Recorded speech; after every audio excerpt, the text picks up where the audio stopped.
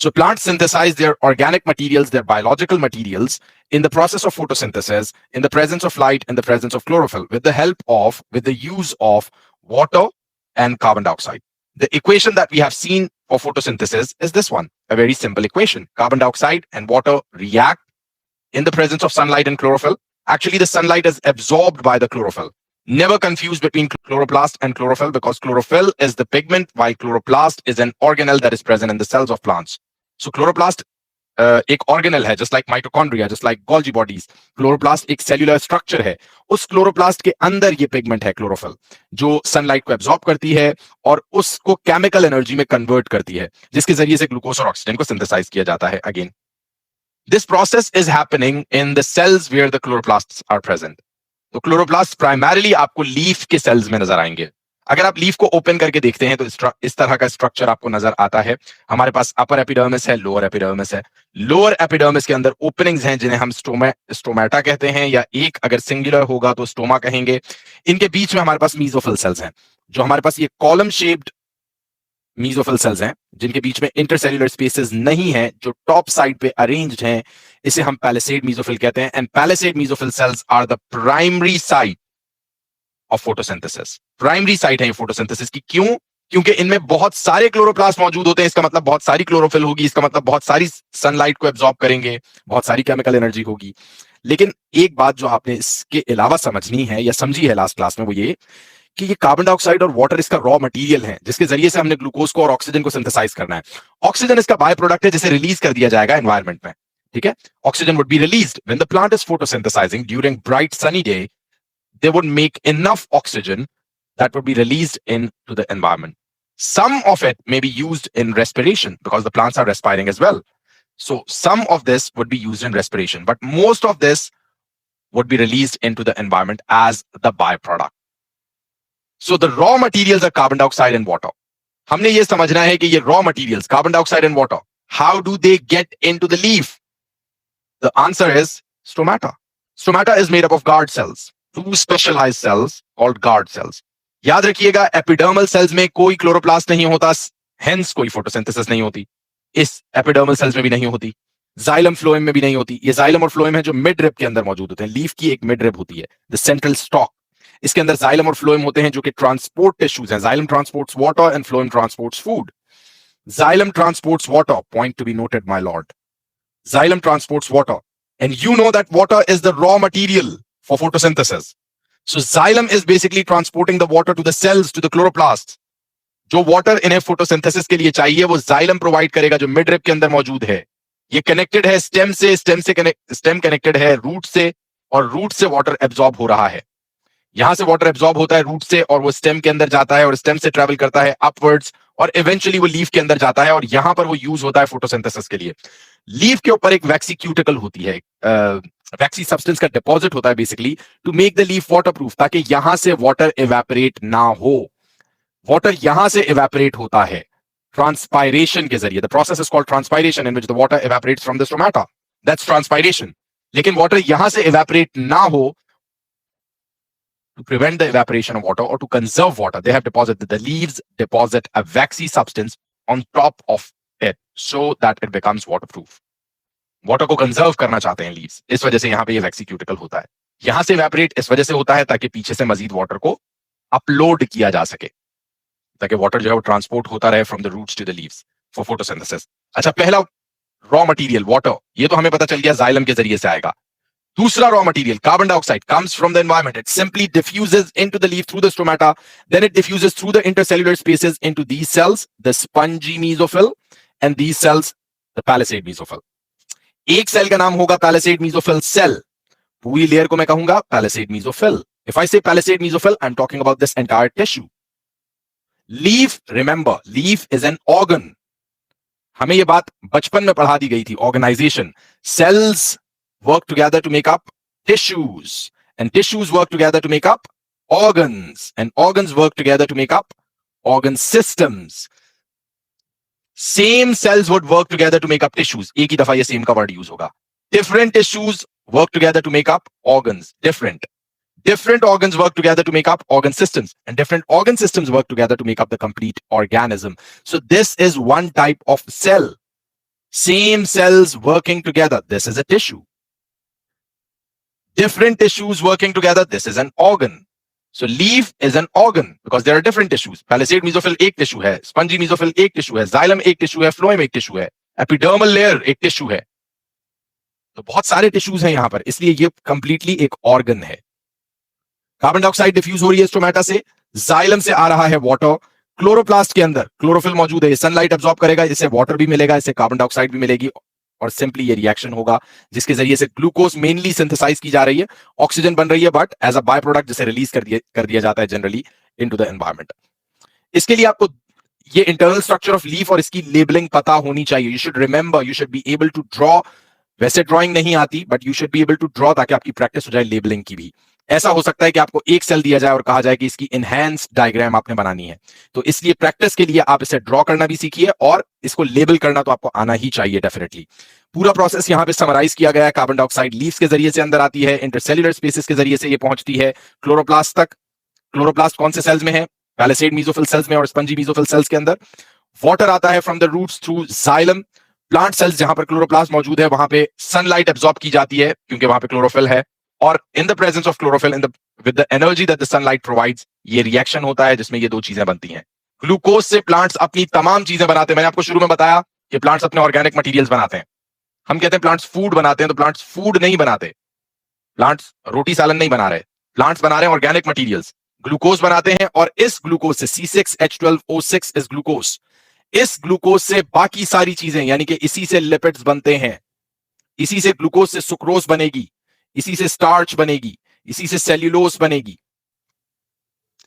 इसी से नाइट्रेट्स की एब्जॉर्प्शन के साथ इसी से प्रोटीन्स बनेंगी. तो सारी चीजें जो प्लांट्स के अंदर मौजूद हैं एक्चुअली वो इस प्रोसेस में ही सिंथेसाइज की जा रही हैं. कुछ एक्स्ट्रा सब्सटेंसेस के लिए आपको मिनरलाइंस चाहिए होते हैं. Like when the plant is synthesizing, let's say the DNA, they would need phosphates. When the plant is making amino acids for proteins, they would need nitrates. So these mineral lines are actually as important as photosynthesis because there would be no protein, there would be no DNA, even there would be no chlorophyll because chlorophyll is synthesized with the help of another ion, magnesium. So if there is no magnesium, there would be no chlorophyll. If there is no phosphate, there would be no DNA. If there is no nitrate, there would be no amino acid, hence no protein. So the plants cannot live without these mineral lines. Plants cannot live without photosynthesis as well. This is the internal structure of the root. आपको presence of xylem and phloem पता होना चाहिए. You should be able to label. The central part is xylem. The surrounding triangles is phloem. And you know that xylem transports water, phloem transports dissolved sucrose. We say that phloem transports food, but you can say it transports dissolved sucrose. या आप food भी कह लें, इन plants के लिए वही food है, अगर आप कहना चाहें तो. This is the internal structure of stem. The arrangement of xylem and phloem is very different. The one closer to the center is xylem. The one farther from the center is phloem. अगर आप overall structure देखेंगे, root hair cell यहाँ पे मौजूद है. At the outskirts of the root, वहां से water और mineral lines absorb किए जाते हैं. वाटर यहां से ट्रेवल करके सेंटर तक पहुंचता है जहां पे जाइलम है. आपको पता है रूट में जाइलम कहां पर है? सेंटर में. तो यहां से वाटर ट्रेवल करता है सेल्स के थ्रू, डिफ्यूज होते होते जाइलम में पहुंचता है. जाइलम से ट्रांसपोर्ट किया जाता है इसे एक प्रोसेस के जरिए से जिसे हम मास फ्लो कहते हैं. यानी अब डिफ्यूजन नहीं हो रही because there are no end walls in xylem. Xylem में कंटिन्यूअस फ्लो है वाटर का. वाटर ऊपर जाता है, जब वो स्टेम में पहुंचता है, स्टेम में जाइलम की अरेंजमेंट डिफरेंट है. ये वाटर डिफरेंट स्ट्रीम्स में डिवाइड हो गया. हर जाइलम की स्ट्रीम से ये ऊपर जाएगा और डिफरेंट ब्रांचेस में और लीव्स तक पहुंचेगा. और लीव्स में जब पहुंचेगा तो लीव्स के अंदर फर्दर ब्रांचेस हैं इस मिडिल स्टॉक की.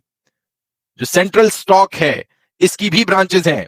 उनके जरिए से ये एक एक पैलिसेड मेसोफिल और स्पंजी मेसोफिल तक पहुंचेगा और उसके बाद एक्स्ट्रा वाटर वहां से इवेपोरेट हो जाएगा from the stomata through the guard cells. एक कमाल की बात यह है कि actually a very small amount of water transported to the leaf is used in photosynthesis. Small amount of water needed. Most of the water is evaporated, transpired into the air. Okay. जो products हैं यानी कि glucose है, मैंने आपको बता दिया वैसे ही ऑलरेडी कि कितनी चीजें बन रही हैं उससे. इसी ग्लूकोज से स्टार्च भी सिंथेसाइज की जा रही है, सेल्यूलोज भी सिंथेसाइज की जा रही है. स्टार्च क्यों? स्टार्च स्टोरेज के लिए है. जिस तरह हमारी बॉडी में ग्लाइकोजन की फॉर्म में स्टोर किया जाता है फूड को, ग्लूकोज को लिवर सेल्स के अंदर या मसल सेल्स के अंदर, प्लांट्स के अंदर ग्लूकोज को स्टोर किया जाता है स्टार्च की फॉर्म में। एक सवाल पिछली क्लास में एक बच्चे ने पूछा था कि स्टार्च की फॉर्म में ही क्यों स्टोर किया जा रहा है, ग्लूकोज की फॉर्म में क्यों स्टोर नहीं करते? तो वो इस वजह से ग्लूकोज की फॉर्म में स्टोर नहीं करते, आप में से ही किसी ने आंसर किया था, क्योंकि ग्लूकोज एक्चुअली सॉल्युबल है। अगर ग्लूकोज की फॉर्म में सेल के अंदर, सेल के साइटोप्लाज्म में स्टोर कर दिया जाएगा, ग्लूकोज यहां पे डिसॉल्व हो जाएगा, और अगर ग्लूकोज डिसॉल्व हो जाएगा तो सेल का वाटर पोटेंशियल कम हो जाएगा, सराउंडिंग सेल से वाटर अंदर आना शुरू कर देगा। We don't want that, obviously पूरा वाटर बैलेंस, ऑस्मोटिक पोटेंशियल इसका डिस्टर्ब हो जाएगा, और अगर एनिमल सेल हो तो वो बर्स्ट हो जाएगा, जब उसके अंदर वाटर आएगा तो वो बर्स्ट हो जाएगा। इसलिए ग्लूकोज की फॉर्म में ना ही एनिमल्स स्टोर करते हैं ना ही प्लांट्स। प्लांट स्टार्च की फॉर्म में ग्लूकोज को स्टोर करते हैं और एनिमल्स ग्लाइकोजन की फॉर्म में। सेल्यूलोज ये क्यों बनाते हैं? Cellulose is also a polymer of glucose, just like starch, just like glycogen, cellulose भी ग्लूकोज का ही पॉलीमर है, और ये सेल वॉल बनाता है। ये स्ट्रॉन्गर है स्टार्च से और ग्लाइकोजन से। अगर आप कंपेयर करेंगे, cellulose is much stronger than starch and glycogen because it is formed by a different variant of glucose. Fats and oils बनते हैं, आपने सुना होगा मस्टर्ड ऑयल, आलमंड ऑयल, सारे प्लांट्स के ऑयल्स है ना, ये भी फैट्स एंड ऑयल्स भी एक्चुअली ग्लूकोज से ही सिंथेसाइज किए जाते हैं, जो प्लांट से आपको मिलते हैं।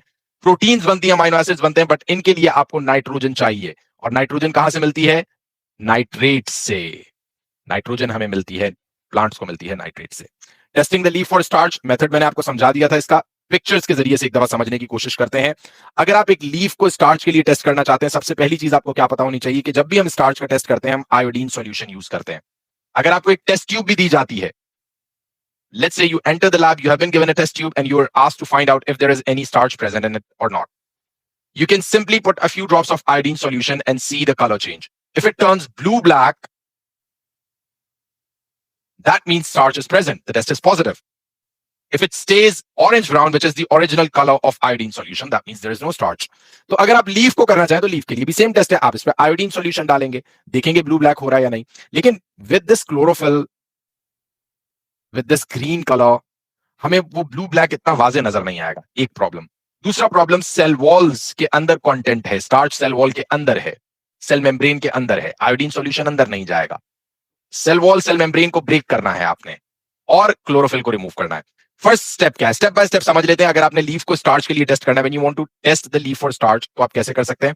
You are going to put the leaf in boiling water. Why? To break the cell, cells को तोड़ने के लिए, ताकि उसका कंटेंट, उसका स्टार्च बाहर आ जाए। Now you're going to put it in hot ethanol. Why? To remove chlorophyll, ताकि लीफ व्हाइट हो जाए। अब लीफ व्हाइट हो गया, इसमें से सेल्स भी टूट चुके हैं और लीफ व्हाइट भी हो गया है। अब बहुत आसान है, you're going to put it on a white tile, you are going to put iodine solution, you are going to observe the color change. If it turns blue black, which it should, that means starch is present. अच्छा, अब हम इसी process के जरिए से, ये जो हमारे पास स्टेजेस हैं 1 2 3 4 एंड 5, इसी प्रोसेस के जरिए से हम ये भी फाइंड आउट कर सकते हैं if let's say light is needed for photosynthesis और not, if carbon dioxide is needed for photosynthesis और नॉट। बहुत सिंपल तरीका है उसका। अगर आपने ये देखना है कि लाइट चाहिए फोटोसिंथेसिस के लिए या नहीं, आप क्या करेंगे? You are going to put the leaf और the pot of plant in a very dark space, completely dark space. अब एक कंप्लीटली डार्क स्पेस के अंदर आपको यह बात पता है कि लीफ फोटोसिंथेसाइज नहीं करेगा बिकॉज लाइट इज नीडेड, ये बात आप जानते हैं, लेकिन आप इसको प्रूव करने की कोशिश कर रहे हैं। You know that leaf would not photosynthesize in completely dark space because light is needed for photosynthesis. So you're going to keep it for, let's say, 48 hours in complete dark space. All the starch that was already present here will now be used up by the plant in different activities. क्योंकि plant को बार बार energy की जरूरत पड़ती है, तो वो starch को break down करके उससे ग्लूकोज बनाएंगे, उससे एनर्जी लेंगे। क्योंकि वो नई ग्लूकोज तो बना नहीं रहे, फोटोसिंथेसिस नहीं हो रही, तो किसे यूज करेंगे? जो ऑलरेडी स्टार्च स्टोर हुआ है उसको यूज कर लेंगे। इसके अंदर जितनी भी स्टार्च थी सारी यूज्ड अप हो गई, there is no starch left. तो 48 आवर्स के लिए आप रखेंगे। This process is called destarching the leaf और destarching the plant. So you have completely destarched the leaf. अब इस लीफ को टेस्ट करें फोटोसिंथेसिस सेम प्रोसेस से स्टार्च के लिए। This time it should not turn blue black क्योंकि starch नहीं है उसके अंदर। आपने उसे कंप्लीट डार्क स्पेस में रखा है, डार्क स्पेस में फोटोसिंथेसिस नहीं होती। फोटोसिंथेसिस नहीं होती तो स्टार्च का स्टोरेज नहीं होगा, और जो पहले से स्टार्च मौजूद थी वो प्लांट यूज अप कर लेगा। इसलिए अब उसमें कोई स्टार्च नहीं है और अब ब्लू ब्लैक कलर नहीं आना चाहिए. अगेन सेम प्रोसेस को आप यूज कर सकते हैं to see if carbon dioxide is needed for photosynthesis. What you have to do is again the same thing. You're going to de-starch the plant. How are you going to do that? You're going to keep it in a complete dark space for let's say 48 hours, 2 to 3 days. तो हम कहते हैं 48 hours आपने रख दिया. The leaf would be de-starched. उसकी starch use up हो जाएगी. नई starch store नहीं हो रही क्योंकि photosynthesis नहीं हो रही. अब उसमें कोई leaf मौजूद नहीं होगा. कोई starch मौजूद नहीं होगी leaf में. अब आपने क्या करना है? You're going to tie a bag containing sodium hydroxide. Sodium hydroxide का काम क्या होता है? It absorbs carbon dioxide. Carbon dioxide को अगर सोडियम हाइड्रोक्साइड एब्जॉर्ब कर लेगा तो लीफ को नहीं मिलेगी कार्बन डाइऑक्साइड. सारी carbon dioxide sodium hydroxide absorb कर लेगा. लीफ को कार्बन डाइऑक्साइड नहीं मिल रही. कार्बन डाइऑक्साइड नहीं मिल रही तो हमने इक्वेशन देख रखी है. हमें पता है भाईजान कार्बन डाइऑक्साइड के बगैर फोटोसिंथेसिस नहीं हो सकती. कार्बन डाइऑक्साइड ने ही तो ग्लूकोज में कन्वर्ट होना है. अगर कार्बन डाइऑक्साइड ही नहीं मिल रही लीफ को तो फोटोसिंथेसिस कैसे होगी?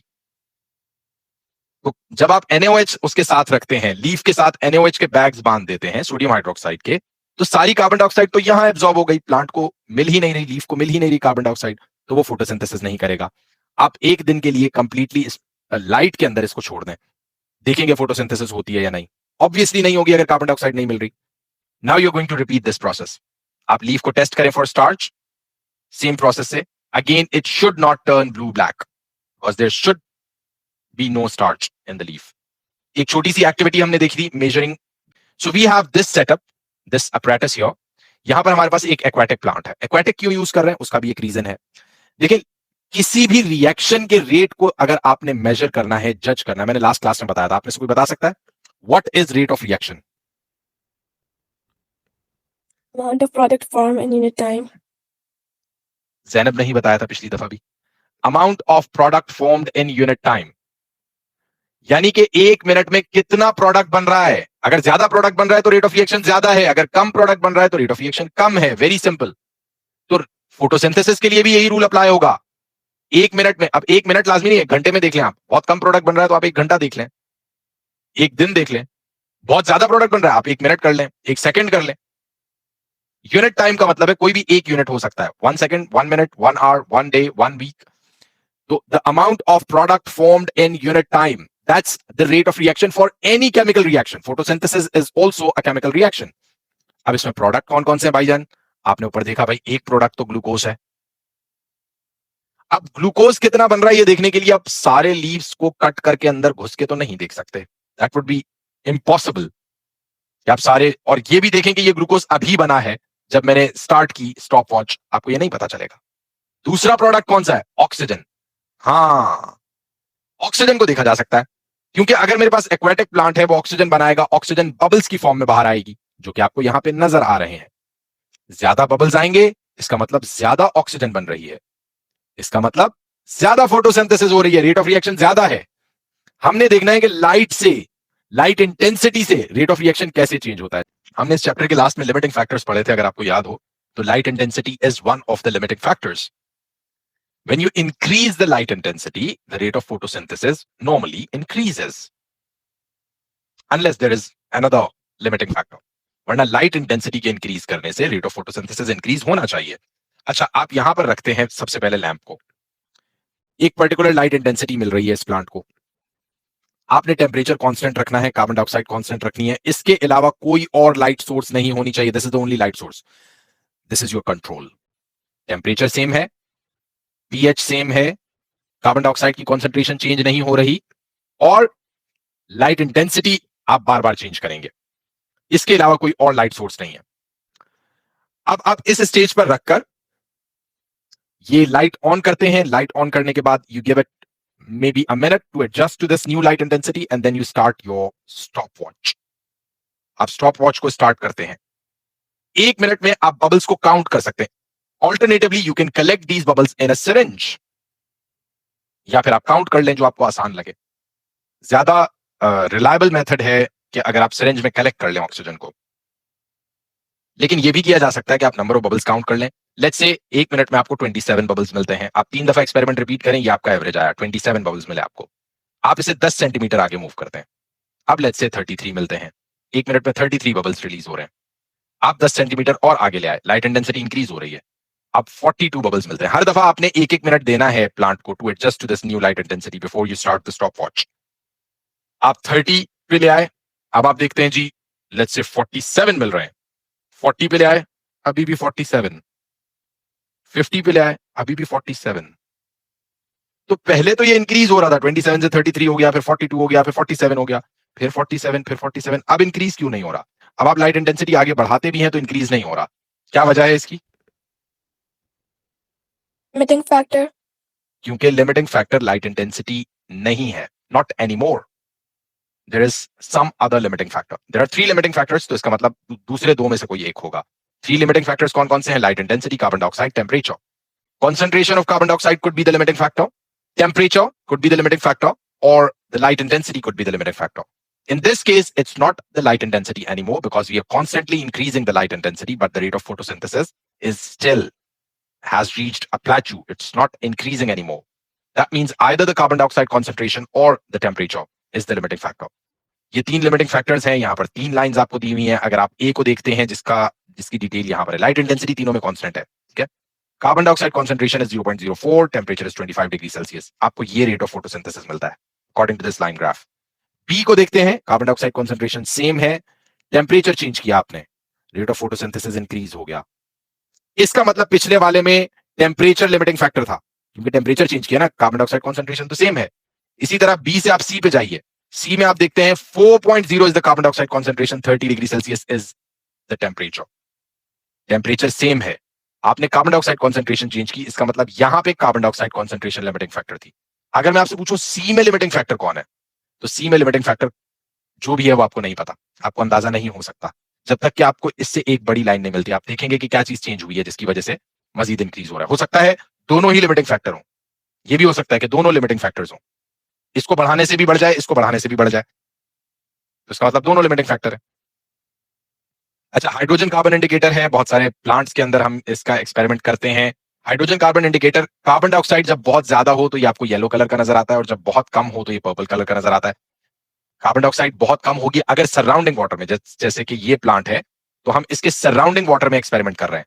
यहां पर हाइड्रोजन कार्बन इंडिकेटर हमने डाला, तो यहां पर हमें या तो येलो कलर नजर आएगा, येलो कलर अगर मुझे नजर आता है इसका मतलब कार्बन डाइऑक्साइड की हाई कॉन्सेंट्रेशन है। और कार्बन डाइऑक्साइड की हाई कॉन्सेंट्रेशन कब होगी इसमें?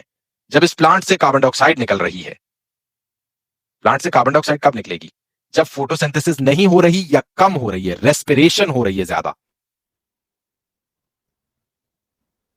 और दूसरी कंडीशन, अगर आपको पर्पल कलर नजर आता है इसका मतलब सराउंडिंग में कार्बन डाइऑक्साइड बहुत कम है। ये कब होगा? जब फोटोसिंथेसिस हो रही है, जब कार्बन डाइऑक्साइड लीव्स एब्जॉर्ब कर लेते हैं। कार्बन डाइऑक्साइड अगर लीव्स एब्जॉर्ब कर लेंगे तो फोटोसिंथेसिस का रेट बढ़ेगा, उसकी वजह से सराउंडिंग की कार्बन डाइऑक्साइड कम हो जाएगी, उसकी वजह से हाइड्रोजन कार्बन इंडिकेटर का कलर आपको पर्पल नजर आएगा। अब ये चैप्टर हमने कंप्लीट कर लिया है। ह्यूमन न्यूट्रिशन स्टार्ट करने से पहले just want to ask one thing, कोई ऐसी चीज जिसमें आपको जरा सा भी डाउट हो, you can think of the question that you want to ask, उसके बाद हम वहीं से आपके क्वेश्चन से कंटिन्यू करेंगे।